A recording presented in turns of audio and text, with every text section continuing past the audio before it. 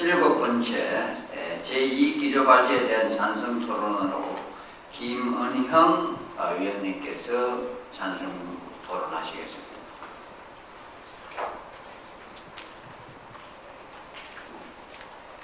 네, 중앙위원님들 반갑습니다. 저는 이런 자리에 처음 서는데요. 김은형입니다. 앞에 대구에서 해보자분으로서 이야기하신 거 들었고요. 저 역시 현장에서 일하고 있고 교섭을 미루고 이 자리에 참석을 했습니다. 개인적으로 제가 다니고 있는 회사는 5년째 구조조정을 했고 일본에 본사를 두고 있습니다. 600명이 넘었던 사원이 5년간 구조조정 속에 100명이 채 남지 않았습니다. 해마다 일본을 찾아가서 원정 투쟁을 했었고 그리고 결사적으로 조직을 지키기 위해서 아직도 싸우고 있습니다. 2008년 우리가 분당이 될 때도 마찬가지였습니다. 우리는 피 터지게 싸우고 있었고 그때 당시 분당을 겪고 당이 어렵다라는 이야기를 접하고 우리는 현장에서 평생 당원을 조직했습니다. 그리고 그것만으로도 부족하다 해서 어떻게 힘을 보탤 수 있는가, 다 민주노동당을 떠나야 되는 당처럼 이야기하고 있는데 여기 힘을 보탤 수 있는 방법은 뭘까로 생각해서 아마 최초였을 겁니다. 현장에서 집단 당가입 운동을 벌였습니다. 그래서 조합원의 92%, 94%를 당원으로 만들었습니다. 많은 토론을 했었습니다. 그리고 그 자리에 강기갑 대표님이 와서 축하를 해주셨고, 그리고 2009년으로 기억하는데요. 당대회에서 모범상을 받았습니다. 민주노동당에 대한 사랑은 대단히 뜨겁습니다. 다른 사업장과 달리 한국사년은 현장 분해 활동을 하고 매주 당원들의 모임을 갖습니다. 언론만 접하는 것이 아니라 우리가 여기서 서로 당 문제를 같이 토론합니다.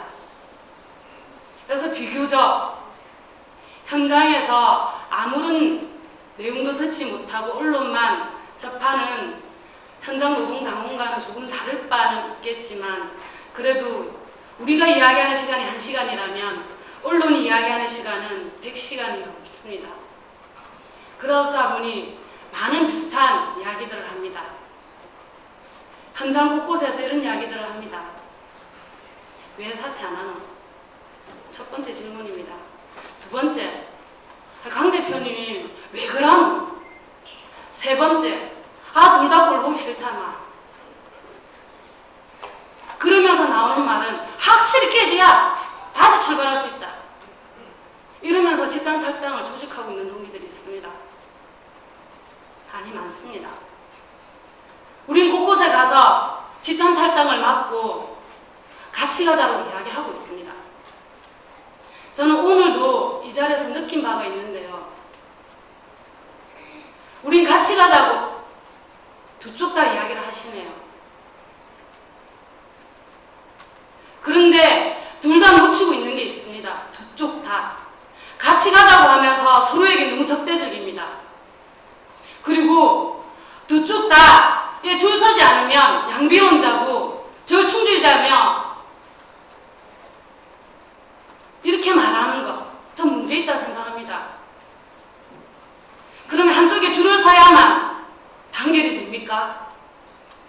한쪽과 손을 잡아야 단결이 되는 겁니까? 양쪽의 문제를 같이 보고 같이 풀어내주는 세력도 있어야 되는 거 아닙니까? 전 정말 당이 필요합니다. 우리 현장은 당이 필요합니다.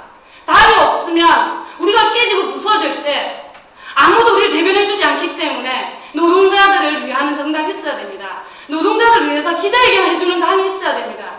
노동자들을 위해서 의원들이 함께 천막을 치고 싸워줘야 됩니다. 그런데 당을 깨고 가시겠다고요? 전 반대합니다. 그리고 두 의원이 사퇴 안 해서 당을 깬다고요? 그게 핵심의 모습이라고요? 전 아니라 생각합니다.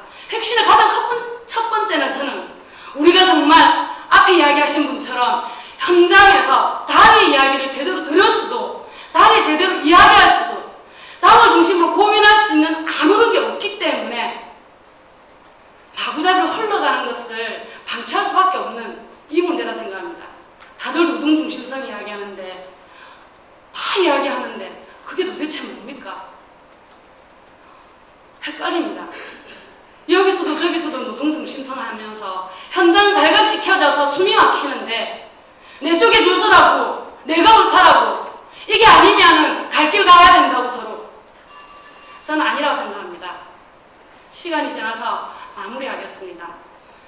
5년간 투쟁하면서 많은 동지들이 떠나갈 때 어떤 동지들은 숨어서 몰래 회사에 희망퇴직서를 썼습니다. 천막을 치고 싸우고 있는데 전화로 몰래 희망퇴직을 신청하고 몰래 나갔습니다. 가슴이 아팠습니다. 가는 사람이 뭐가 저리 죄인이라고 저렇게 하고 가야 되며 남은 우리는 앞으로 어떤 비전을 가져야 되는가라는 생각을 노동조합에서 했습니다.